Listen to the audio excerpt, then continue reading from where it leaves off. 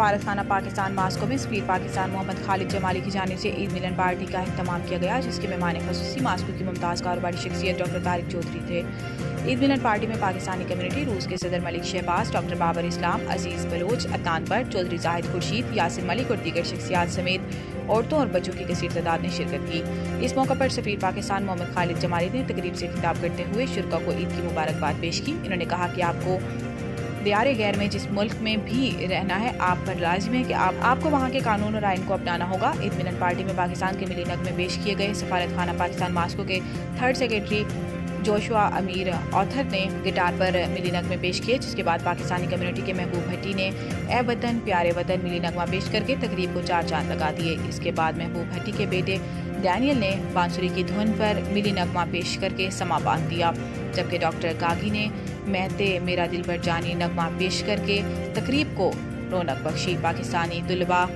दानिश कुमैल और इनके साथियों ने भी मिली नगमे पेश किए। हाज़रीन को खूब महसूस किया। ईद मिलन पार्टी की इस तकरीब में सफीर पाकिस्तान मोहम्मद खालिद जमाली ने doctor Tariq Chaudhary, defence attaché Mohammad Asif Khan, Malik Shahbaz और दीगर मेहमानों के साथ मिलकर ईद का केक काटा और इसके बाद पाकिस्तानी बच्चों में ईदी तकसीम की गई।